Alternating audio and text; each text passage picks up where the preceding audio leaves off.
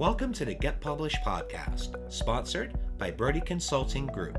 To get more information about our coaching, publishing, executive ghostwriting, and podcast production services, go to getpublishedpodcast.com. Hello, I am Paul Brodie, and thank you for joining us for another episode of the Get Published podcast, where we help authors get published with a proven system that works. Today, we're being joined by Matt Stone, also known as Buck Flogging, author of Write and Go Rich, and he has written and published numerous books as well as internet businesses serving the author community. Recently became a USA Today and Wall Street Journal bestselling author with the release of Write and Go Rich, and his current focus is 100 Covers, the hottest new book cover design service in the indie author community. Matt, welcome to the show. Yo, Paul, how's it going? It is going well, my friend. Are you ready to get this show started? Yeah, let's do it. All right, question number one. What is the one piece of advice that you would give to a first-time author who is currently writing their book? Well, it's really hard to narrow it down to one. I guess you mentioned currently writing the book. So answering that specifically, I think a lot of people are rushing the writing process. And it's really hard if you've put kind of a sloppy book together to go out there and kind of market it. And I think one of the biggest mistakes, and it kind of originates back in the early days of Kindle, where you could publish pretty much a Word document that was sloppy and still make quite a bit of money and be successful. You could have kind of a crappy looking cover on it. It was really easy to be successful, but now, 2018 rolling into 2019, things are getting a lot more competitive. There's something like 500,000 books published on Kindle every year now. And, that cream is starting to rise above all the rest. And I just don't think you can get away with that anymore. So I would put a ton of effort into just making a very high quality, full length book, really putting a lot of time and effort and energy into researching your topic, researching the genre, getting a really professional editor, really doing things right so that you come up with the most solid product as possible. You don't need to write 100 books to be successful. One really well done book can be enough to build a successful business as an author or a business on the back end on your site. You don't need to be a high volume. You really want that excellent quality book that is the face of everything that you do from that point. And you certainly don't want to go out there and have to market a turd, which is what I see 90% of authors, self-published authors doing today. They're running out and marketing like crazy, marketing these turds. And it's just impossible to be successful in all that marketing work that you put in. Just doesn't have the right payoff when you don't have the right product. So absolutely put a ton of effort and love and energy and money into professionalizing that book and making it very large publishing house quality. Yeah, and I think one of the best investments you can make as well is hiring the right editor to make sure that, if it is that turd, so to speak, that they can polish it up and clean it up, because having a great editor just makes all the difference. Yeah, it makes a huge difference. And, just making sure that it's a complete work, that there's really a lot of love put into it. You want to, like I said, put research in to make sure that you're not just writing some little hobbyist thing that doesn't have a snowball's chance in hell at being a good seller. You don't want to write, just any old thing that you feel like writing about, or, I know a lot about seahorses, so I'm going to write the manual on seahorse breeding. That's just not going to be effective. You have to really put some time and effort and energy into figuring out what your marketable book idea is going to be, and actually follow through, spend as much time and money, maybe a year, perfecting it, and then putting a ton of effort and energy into the proper launch, which I'm sure we'll get into later on this podcast. Oh yeah, definitely some foreshadowing ahead on that. But let's talk about what you feel is the hardest part these days about getting published. Well, the hardest part these days, I think, is kind of goes back to what I just said. The hardest part, I think, is that it's so easy. I think when it's so easy to publish books, and I've made this mistake myself, 24 times, when it's so easy, it's hard to have the discipline to make it perfect and to make it great and to really put together a great quality product. There's people rushing it. They're going through it too easily. And I think the ease of publishing these days has, caused there to be just a giant influx of low quality work. I mean, never before in history have there been so many crappy books for sale. There used to be a process that people went through, a vetting process, that made sure that the book was very professional and well edited and all those kinds of things. Those quality controls have been eliminated now that we're in the self-publishing era. And, I think that's one of the hardest things is how do you make it amazing when nobody's forcing you to make it amazing? And you see everybody else out there selling books that aren't so great. Why go the extra mile? And, what I see with I run Buck Books, which is a book promotion service. I run Book Ads, which is a done-for-you advertising service for authors. And it's just getting harder and harder and harder. It's just amazing. Just in a year, we were running AMS ads for authors and having a lot of success, and now it's virtually impossible. I think we're getting like a tenth of the results that we were getting even just a year ago. So things are very competitive, and it's really, really important that you put together a very high-quality product and put the proper effort, energy, and strategy into just ripping off a huge launch. Yeah, and I think one of the biggest things is just, you're right, the changes that has happened, because I got involved with AMS about a year and a half ago. And fortunately, the person who helps with my AMS campaigns, I was one of his first clients. We were able to really have some great results. But I think the main challenge is now everyone and their dog knows how to do AMS or has a service that they're utilizing. And that's kind of really created a glut, because everyone's now using AMS, which is hysterical, because we're paying Amazon that has our books money to promote our book, which they make a nice little chunk of change off of. Just so funny how that works. Yeah, and what we've seen after, we've literally had, hundreds and hundreds of clients that we've created AMS ad campaigns for. And the books that are already selling really well are the only ones that are performing well with AMS ads these days. So, you have to have that proper launch. You have to be able to sell your book really well in order to even be able to use these marketing vehicles effectively. That's what we're seeing. Yeah, I always refer to it as your book falling into the Amazon rainforest if it's not done right. Yeah, it's a big jungle out there. Absolutely. Well, there's all kinds of species that haven't even been identified yet. Well, and this will translate nicely into our next question, and that is about the marketing strategies, which I know you're an expert on. I've used Buck Books for every single one of my books. It's one of the main marketing companies that I recommend to my clients as well. It really is an awesome service that you provide. So please share a marketing strategy that you have used in your book launch, or book launches, however you want to refer to that has worked well. Well, back in 2013 and early 2014 is when I was cooking up this idea for Buck Books. And back then, the whole strategy was release your book at 99 cents, get as many downloads as you can possibly get your rank as high as you can possibly get it, and then you set your price, up back to, $2.99 to $9.99, somewhere in that range. And then you just, pray that the algorithm gods would be kind to your book and that it would become, kind of an evergreen seller. And, that strategy is totally ineffective these days. And the amount of sales that you have to get in order to, have any kind of impact or lasting impact on the algorithm is much, much higher than it used to be. And it's also got to be prolonged. It can't just be a big spike for one day.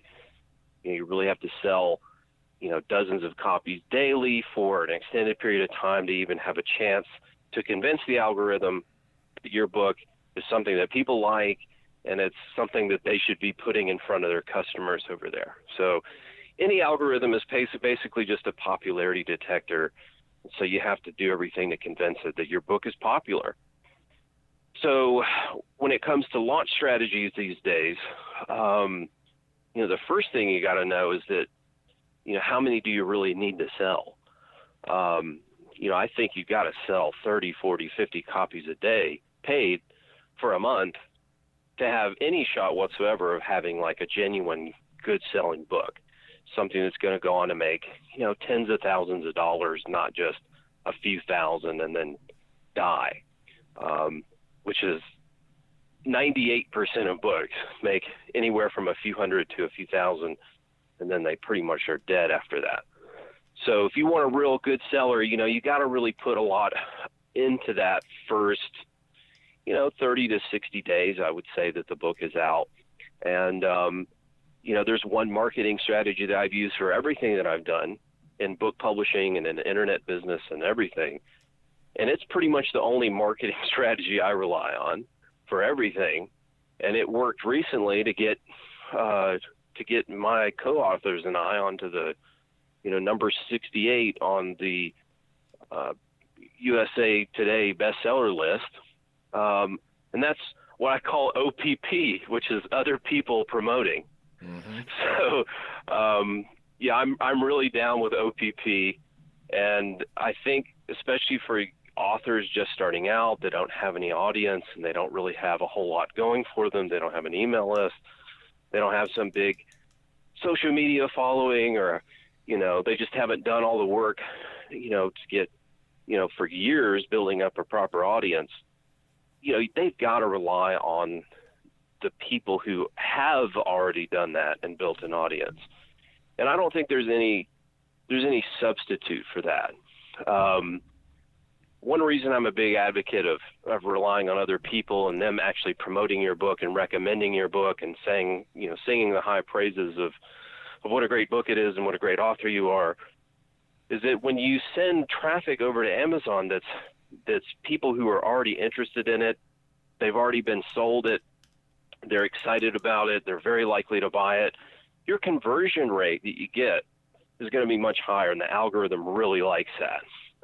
All the people selling physical products are on Amazon. They're obsessed with their conversion rate because it has a huge impact on the algorithm. So what most people are doing is relying on just ad traffic or, just cheap, low quality promotions from, a bunch of people who are probably not even all that interested. They don't really know anything about you or your book. They're just going to check out your sales page a little bit and then probably not buy. When you send over thousands and thousands of clicks like that from various promotions, Buck Books included, you're going to get a really low conversion rate. And that's not really going to help the performance in the algorithm whatsoever. So there's really no substitute for sending that really hot, high-quality traffic over of interested buyers. The best book launches that I've seen time and time again are always people who already have an audience, or they're tapping into other people's audiences, and they're getting those recommendations. They're getting those astronomical conversion rates. And my friend Ari Witten just launched a book, and I'm sure he was getting, 20, 30, 40% conversion rate of the traffic that he sent over to Amazon to buy his book. And, his book came out several months ago and is still ranking in the top 3,000 in the paperback store, in the physical bookstore. And it's like a $15 book. So he's making, hundreds and hundreds of dollars a day on autopilot. And a big reason is because he sent over that high quality traffic, and he also got promotional partners and people lined up to promote the book. So that's the formula that works. And so if you look at my recent success with my co-authors and I of Write and Grow Rich, there were 24 of us, 24 of us, that all contributed to the book. And then all 24 of us worked together really hard to send, high quality, loyal traffic over there to buy the book. We included bonuses and other things to kind of sweeten the pot. If you bought the book, you could go to a website and get $5,000 worth of bonuses. doing creative things like that, doing anything and everything in our power to try to get everybody who was involved with the book giving it their best shot, promoting the book, not once, not twice, but 5 to 10 times over a 3-month period, all through the pre-launch and pre-order phase. And then we launched really hard and everybody promoted. And that's what enabled us to get 10,000 sales and hit those bestseller lists. And the book is still ranking really high and probably will continue to rank really high for a long, long time because of that properly orchestrated launch. So it's a very, very difficult thing to do. Most authors are not comfortable reaching out and trying to figure out how they can get somebody with an audience to endorse their book to their audience. I'm not saying that it's easy or that it's the fun part of being an author. It's not really, but matter of factly, it's the only way. I just don't think it's possible to have a really killer launch just relying on the easy, here's $20, promote my book kind of promotion sites and things like that. I think you can have some success, but you're certainly not going to have, one of those books, like I said, that makes tens of thousands of dollars and goes on to sell for many years. You're just not going to be able to do that without orchestrating that big launch with lots of promotional partners, them promoting to their loyal audiences, getting that a killer conversion rate that's like 5-10 times higher than the norm. That's how you launch a book with a bang. And of course, that book has got to be great. And if you get all those ingredients just right, one book is all you need, and you can go on and have, like my friend Ari, a 7-figure business, and he's only published 2 books. And those 2 books are what led to the vast majority of those 7 figures that come rolling in every year. Well, and you bring up a very powerful point. You had 24 authors, and I'm assuming they have at least every single one of them has a list of several thousand people. Yeah. So, I mean, they could reach out from anywhere from 100 to even 200,000 people when you combine all that. I know your lists itself are probably in 6 figures. So you guys are reaching out to a tremendous amount of people. You have a sequence with 5 to 10 emails going out over 3 months. So you're walking them through the process. And then when it goes live, you have the offers, you have the opportunities if they buy the book, then they get all these great bonuses. I mean, it sounds like it was quite the effort, but it also sounds like it was well worth doing. Yeah, I mean, it was a monumental effort. It was probably something that all told took a year to put together from, the start of that book being put together and it actually hitting the USA Today bestseller list. I'd say it's about a 1-year process. So, I don't believe in that.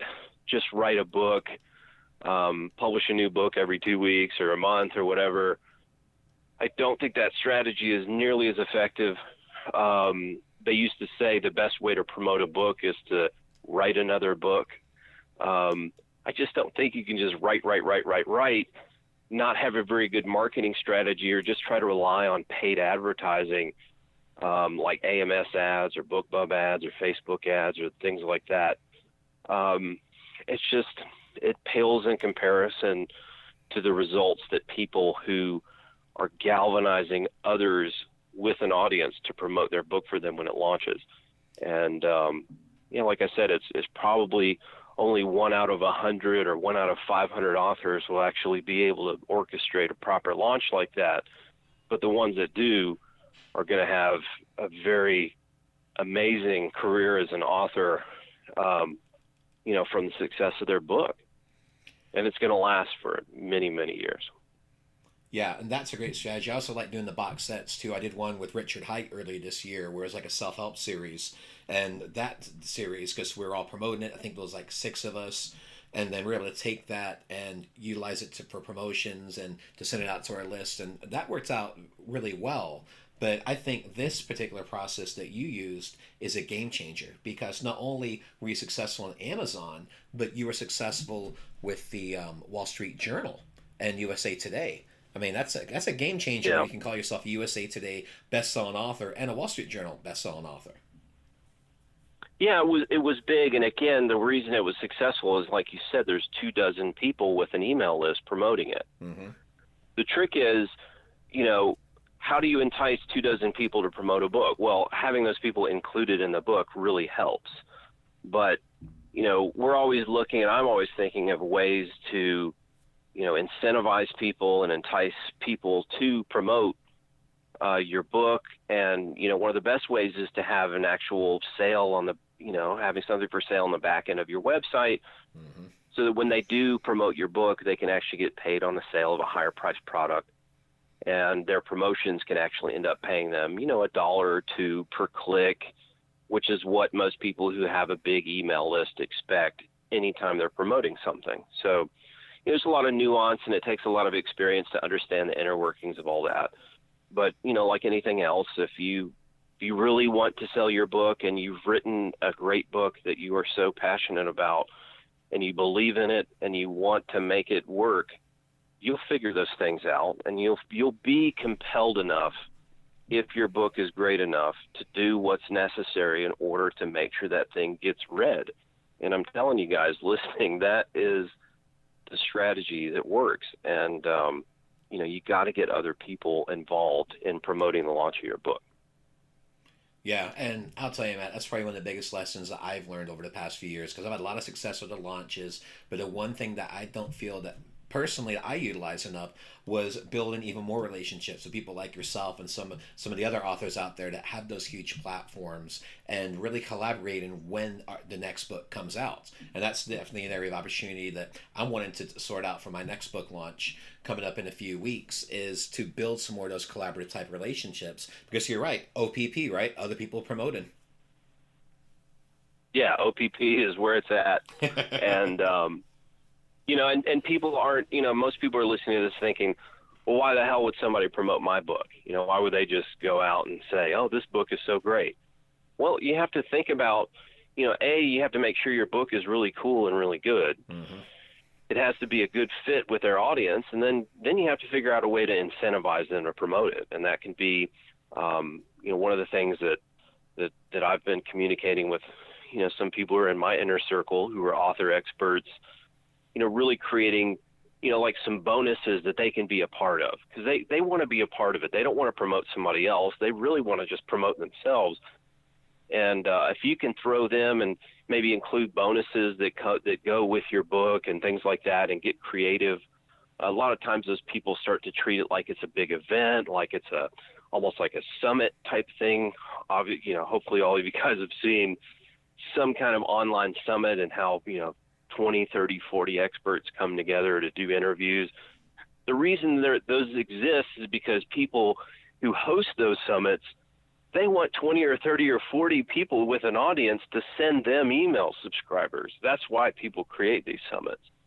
And so you have to use the same thinking, the same strategy, the same OPP to try to figure out how you can create something that other people are going to want to promote, so that you can tap into those big audiences without spending 5 years podcasting and blogging or whatever it takes for you to build your own organic following. It's possible. I did it, but you're probably not up for, if you're looking for a cheat code or a shortcut, it's definitely tapping in to the people who've already done that, so that you don't have to spend that half decade doing it. Yeah, absolutely. And of course, every time I'm hearing OPP, I keep getting that song in my head from the 1990s. If all I did for you today was help get Down with OPP stuck in your head, I've succeeded. It's been a good conversation. Well, and I've really enjoyed having this conversation, especially about marketing, because I knew that was going to be one that we would take a much deeper dive in, because you've had multiple successes, not only with books, but with your companies that you've launched. If I'm not mistaken, you also have Good Ritter. Is that correct? Yeah, Good Ritter. Yeah, it's Good Writer. It's just intentionally misspelled because I'm hilarious. So, I can't, I have a reputation I got to live up to. So, yeah, I've done Good Writer and other things, and I've had success with all kinds of different things online. We even launched a paleo site one time, and we got 70,000 email subscribers in the first week, launching a huge event where we gave away all these free books and things. So, there's ways to figure out how to draw an audience, and or tap into the audiences of other people. And, you got to be down with OPP if you want to really succeed as an author, I think, going into 2019 and beyond. Well, and it's also one of the best ways to build your own list as well. I mean, you are known for your list building, so with OPP, I'm sure it's a great way to build a list very quickly. I wouldn't do it any other way because it's more efficient. It's a more efficient use of time. It took me 700 blog posts to build my own audience, but I could send 50 emails out to people that are mostly copy and pasted and put together some kind of an event, and boom, I get more email subscribers in 10 days from something I worked on for 2 months than I got in 5 or 6 years of blogging. So anyway, it's not that I didn't learn or get anything from blogging. It's just the whole reason I came up with the name Buck Flogging is to basically say that I was not pleased with blogging and that it wasn't efficient, that there were better ways of going about doing things, that you should be writing books, not blogs, and that you should be doing this type of, efficient, targeted, cheat code type of marketing instead of doing it the low slung or the low and slow, long, torturous a way of building an organic following yourself. I mean, that's great if you can do that, but it's just so much. It's so hard to get that initial traction and start to build momentum and get to that point. And even if you do put in the work for a half decade, it's still no guarantee that you'd be able to attract an audience. I know lots of people who, they get thousands of visitors to their blog every day and they still can't sell a book because those readers are not, dedicated, loyal followers of theirs. They're just people who Googled something and showed up on the site. So anyway. Yeah, and the funny thing is, it's not that difficult to create relationships with other people promoting you. It's mainly just doing initial reach out. It doesn't need to be a fancy script. Just like, hey, this is what I've got going on. If there's an opportunity to work together, I'd love to hop on the call. It doesn't have to be anything ridiculously fancy. Yeah, no, it's absolutely nothing to it but to do it. And, you might screw it up the first few times, or you might, say something distasteful like, hey, man, want to promote something of mine? It's more about making friends and being social and getting to know all the people in your niche and becoming not only knowing those people, but having those people start to get to know you. And, even something like what you're doing, podcasting is, like one of the top ways of doing that. I mean, we're having a conversation, and I'm sure if you email me in a couple weeks saying you got a book launch coming up, of course I'm going to help out. I feel like we're, not best friends or anything, but I feel some kinship and desire to help you succeed if I can, and it makes sense for me and my audience. So, it's not very difficult to do that. And, almost all the people I've promoted to my list of, like you said, over 100,000 subscribers, I do that to people who sent me emails or that I got to know via some other means, hanging out on Facebook and commenting back and forth. Just, like I said, kind of being social, making friends.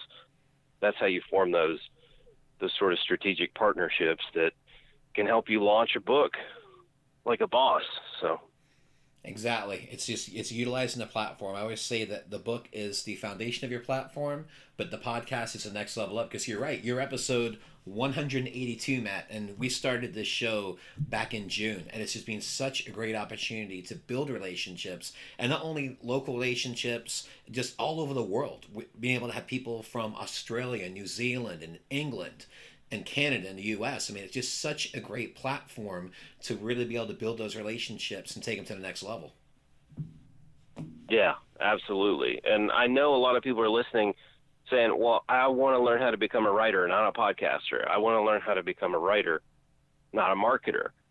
And, I think there's going to be more and more services springing up and stuff like that. And, my partner Brian and I are working on developing somewhat of a book launch service for 2019, but it's going to cost a lot, and it's still going to be something that's really cost prohibitive to most people. And there's still, I don't think, any substitute for doing it yourself, getting to know those people yourself, and becoming part of the part of the community. Another player in that niche, or whatever your niche may be. So. Yeah, and having systems is critical. My company, we do a book launch marketing service, and you're right, it has to be systemized because luckily we've been doing this for over 3 years. So we've been able to use my books as a guinea pig, and we've been able to plug those in to help our clients. But you're absolutely right. It builds the momentum for the launch. But then the question is, what happens after launch? And I think that's one of the biggest things is with Amazon Marketing Services and a few of the other options that are out there. But the big challenge is just so much congestion right now because everyone's using it. So there's other angles that you have to think about. And I think the biggest thing that most people miss, and I know you've seen this with all your different launches, but people utilizing the back end properly, especially business books, to make sure that you do have a coaching service or you're offering a program, an online program, something of value, even a done for you service where they can actually take that and tie it around the book, because that's where you can make the life changing money. You can make good money on the front end, but you make the life changing money on the back end. Yeah, when you have extra money too, and I've seen this again and again, those with extra money, because they have a solid business in the background of their book, they have a lot of extra money with which to promote that book and help it be successful. They have extra money to get it edited by the finest editors. Mm-hmm. They have extra money to, fiddle around with the launch for several months. They're not, I got to get this published by Tuesday or I'm going to run out of money by, October 15th. They have all those advantages. So, I'm a big advocate of that kind of thing. And, I think that's one of the reasons why I stopped writing and publishing so much, because that's what I used to do all the time, just write. I found a lot more success, on the back end than I found with the books themselves. So, I've after learning the marketing and how to do that properly, I'm not out there writing books all the time because, I now have a skill that's more valuable than, writing little books.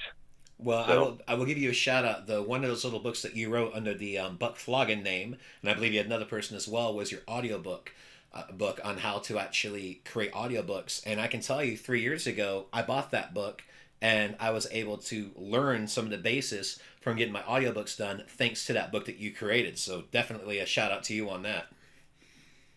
Cool. I've spent about an hour on that. I'm glad you got some usefulness out of it.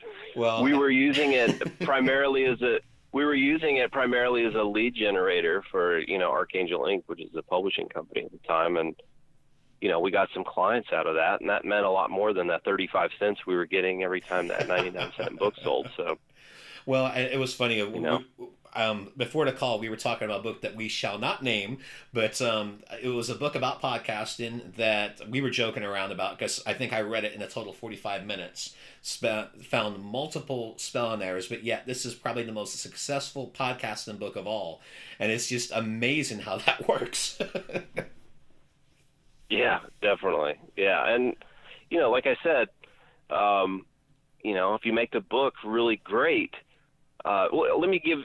Here's a cautionary tale and why I'm harping on quality, because what you just said, that this low quality book is out there and it's the most successful in its niche, mm-hmm. kind of speaks to why should I put all this money into making my book perfect? Why should I spend extra time, months maybe, perfecting a book, really coming up with a perfect book? I published a book under Matt Stone. This is when I first launched books on Kindle. And it's called Eat for Heat. It's a health and nutrition type of book. And I launched this book, and I wrote it, quickly. It's about 20,000 words. I get all these reviews all the time saying, book is poorly edited. This book seems like it's written by an 8th grader. I get all these horrible reviews. Well, this book did about $100,000 in the first year. And that book alone could have gone on to sell $100,000 every year, but it now has 3.6 average stars. Now, my own internal audience that I built before I launched it, they were so loyal and they liked me already that it was once on the list of the most highly rated books. And the general public read this sloppy 20,000 word book full of errors and eventually drove the reviews down so low that the book is now more or less unmarketable.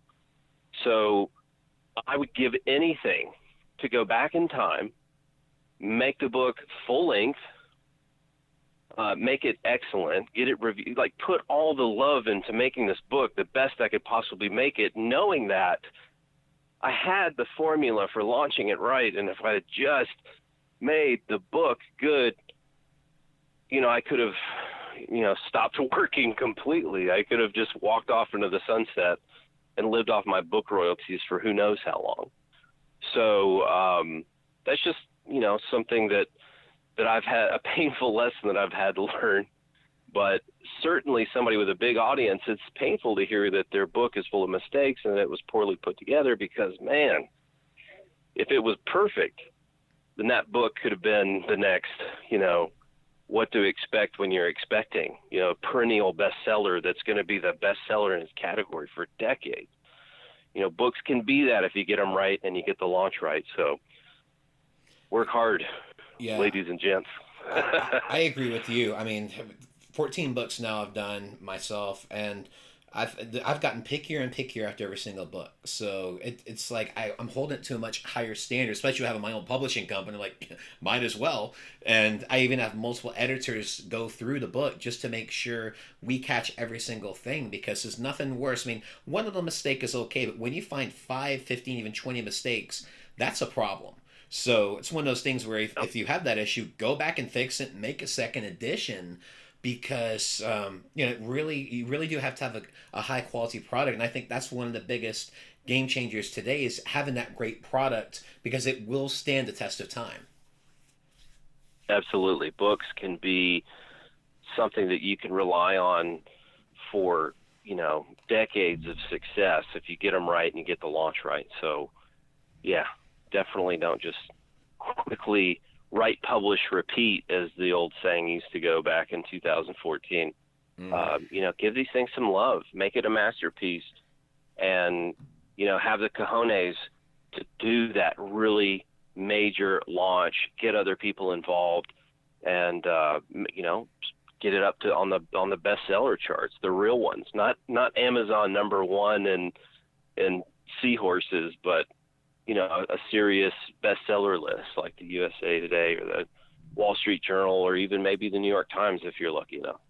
Well, and even with Amazon, I mean, I think #1 bestseller on Amazon's great, but not for 5 seconds you take a screenshot and it's a bestseller. At least count it like it's 99 cents. Yeah.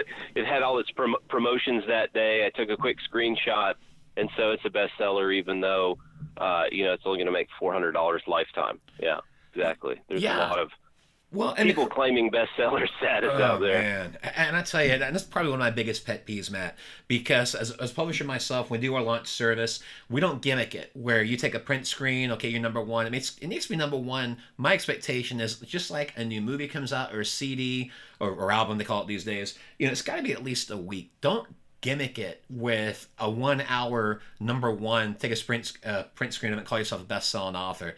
That's not the right way. And I actually see publishing companies do that, and it just really ticks me off. I'm like, that's not a true bestseller, and you're going to have a disappointed client, because guess what? A few days later, that book's probably going to plummet. Yeah, well, I can't claim, almighty moral superiority as if, what we did to become USA Today bestsellers was, not a little gimmicky, because obviously the way that we did it, intentionally trying to get 24 people involved and putting together a little compilation book and, hey, let's all promote it and make ourselves bestsellers. Definitely a little gimmicky, definitely a little false. But it's gotten me really excited to write and publish a new book and do the launch that way. And it's kind of restored and renewed my faith in the possibility of actually having great success on Amazon again, because I was kind of down on it and thinking, well, I had great success with Eat for Heat, but everything since then has just been kind of mediocre, making $50, $100 a month or something. That's not worth my time. But no. This has really renewed my faith in the possibilities, and I'm excited to launch a book the right way, and I'm also excited to work on this new book launcher service to help other people orchestrate that big launch and do what we did, but without in a non-gimmicky way. So. Well, and I was going to say too, if I remember correctly, in college you have a degree in writing. Am I correct in that? I do. I have a real degree in writing, so. So I can tell you truly care about the product. Yeah, no, I really like writing, and I always have, and I knew, from late teens that I was going to be a writer, and to have lost a little bit of faith in the process is kind of a bummer, because it really is hard to market and be successful with a book, and you do have to do the whole business side of it, which is unappealing to a lot of authors' sensibilities. And I understand that, because I'm like that too. I mean, I think most writers are. We don't want to go out there and sell and market. It's a little bit underneath us as authors.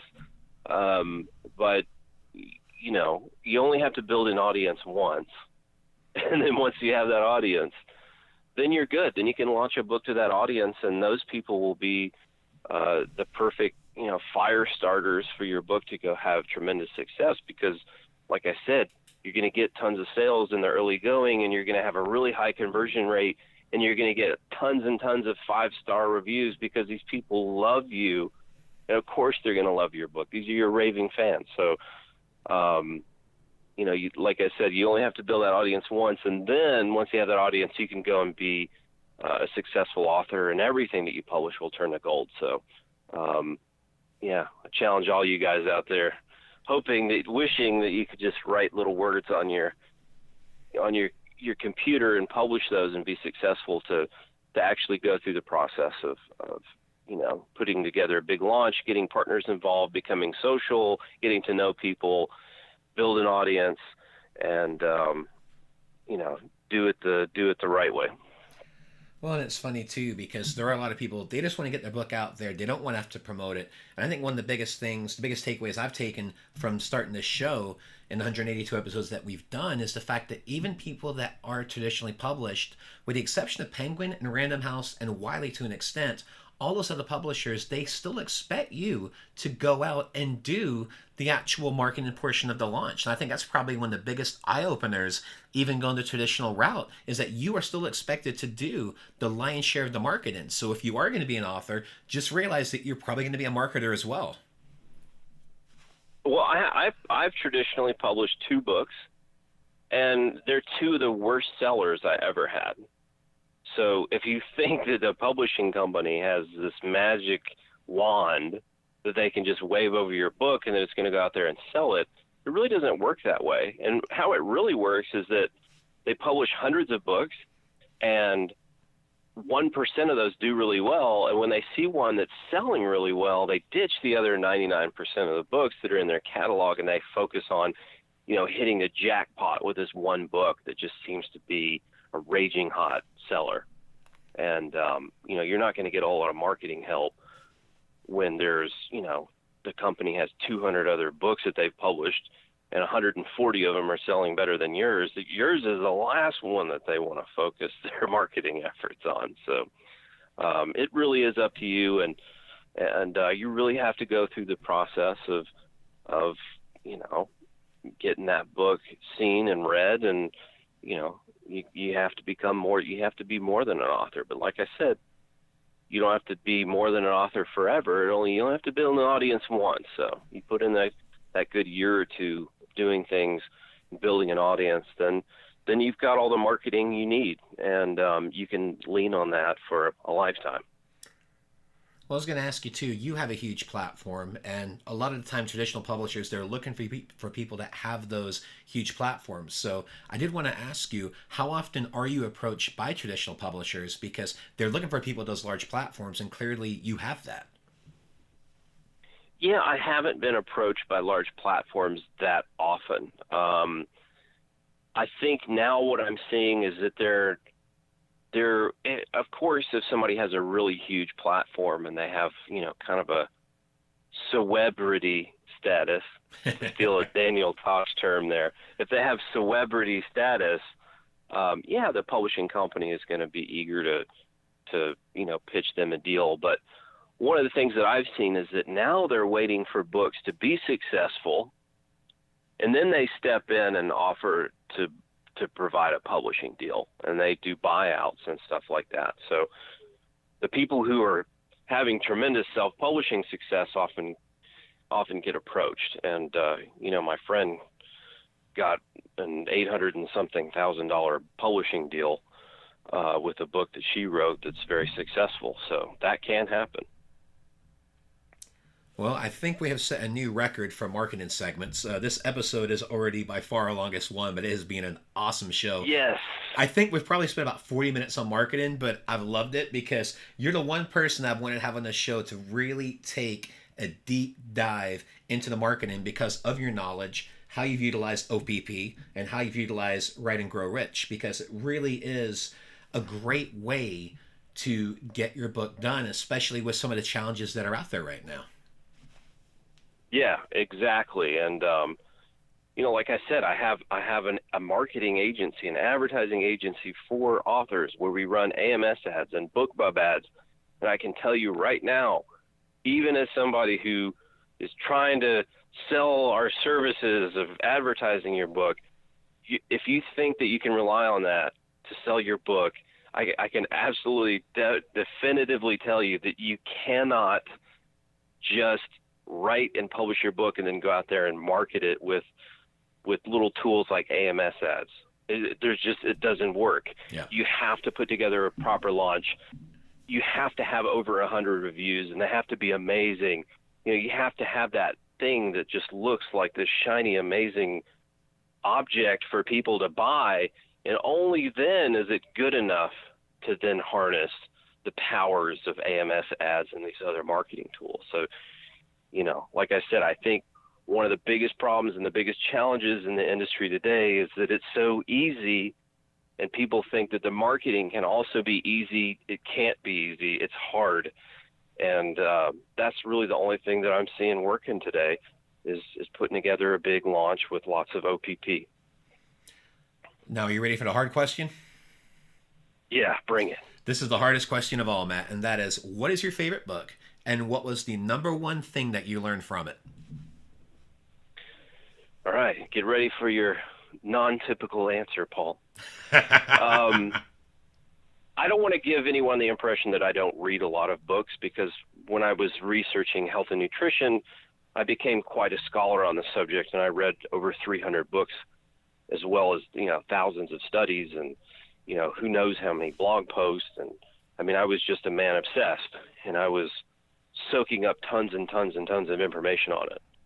But when it comes to business, I've never been an advocate of reading a lot of business books.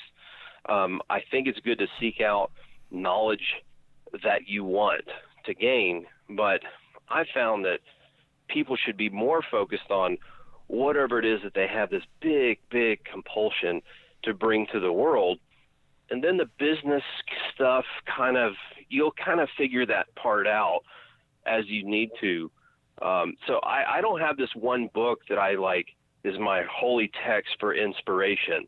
I really seek books for information. And so I don't have this favorite book that changed my life. And I think more people should be focusing on doing and getting out and actually starting businesses and writing books, and not spending so much time, kind of studying it, but not taking action. So I'm going to say boo to the books today, Paul, and tell people to get out there and do something in the real world instead. So it's actually funny. I always talk about battling procrastination with my clients, and believe it or not, one of my books is actually called Just Do It, and it was specifically about fighting that procrastination. But you're right. I mean, just get out there and do it. Richard Branson's book, Screw It, Just Do It. I mean, it's one of those great examples. Just get out there and give it a shot. And if you don't know what you're going to write about, guess what? Just figure it out. Just get a blank text out and just start typing. open up a Word file and just see what comes out, because that's how I started. I started with an outline, and then it turned into a book, and that was 3.5 years ago, and now I'm on book number 14. So it really is just get Exactly. started and just do it. One of my favorite quotes is Lao Tzu: "The journey of 1,000 miles starts with a simple step." That is beautiful, Paul. I will use that as a substitute for my favorite book. No, I was going to say gosh, I lost my train of thought. Here's what I was going to say. If you want to get good at writing, you don't get good at writing by studying writing. You get good at doing it by writing. You get good at marketing by doing it, not reading about it. You get good at business by doing it, not reading about it. So I think that experience means a lot. And I think the world is changing so quickly with our new technologies that, a lot of the rules of business and marketing and stuff, the rules of the game are changing rapidly. And I think the only way is to just get in there and start swimming and, just follow the current where it leads you. And read some books, but don't spend all your time, studying to the point where you're not taking action. Yeah, it's like doers and talkers. Just get out there and do it. Don't talk about it. Just get on with it. Exactly. It's the fastest way to get better at something is to start doing it, not study it for 4 years and then start doing it. Absolutely. Well, Matt, for our final question, what is your favorite quote and why? Oh man, I might have to lean on that Lao Tzu quote again. It's a good one. No, I don't know. I didn't have anything prepared to answer that question, but I will say that one thing. This is going to be left field and not totally line up with our conversation, but one person who I did encounter who really had a big impact on me was this dude named Dr. John DeMartini, and it was funny. I was living in Hawaii and wearing wooden jewelry and meditating and reading Eckhart Tolle and stuff. And he was in the movie The Secret. So, I showed up, hey man, I'm going to manifest my dreams and everything, man. And so I go to see Dr. DeMartini, and he's very much the opposite. He's nothing like the vibes you get from The Secret, where you close your eyes and think happy thoughts, then money starts coming into the mailbox. He's all about hard work and dedication and obsession and, fixating on, what you really want to do and actually taking action. He's got like 1,000-page book of goals. And at the time I was trying to be happy all the time. Was like a spiritual guy, living in Hawaii. And I found that I wasn't getting anywhere in life because I was too fixated on, I would do something, I wouldn't like it. That's not for me, man. He had a quote that just really changed a lot of things for me. And it was, the master transcends pain and pleasure in the pursuit of purpose. And what that meant to me and how I used that was, it's not so much about your emotions and your highs and lows. If you really have something that you're fixated on, you go after that and you don't let the emotional highs and lows get in your way. You transcend the pain and the pleasure and the highs and lows of life to pursue that one thing that you're really driven to pursue. And that's what I did. And that's what made me successful originally. And, I went from being like a $10 an hour cashier at a health food store to being, a best-selling author of Health and Nutrition Works and speaking in front of audiences of 500 people at conferences and all that kind of stuff. So it did have a big impact on me, and I would say that's my favorite quote. I think that was a fine quote. I like that. It's really just about that laser focus, isn't it? It is. It's about tapping into the obsession and not worrying so much about all the details of life. Just stay on target with that thing that you're really trying to do. Yeah, I think Mark Cuban said it best. He had a quote about your business has to be your obsession. And when it's your obsession, you will be successful. Yeah, there's that one Grant Cardone dude who seems even douchier than I am, but he says be obsessed or be average. Yeah.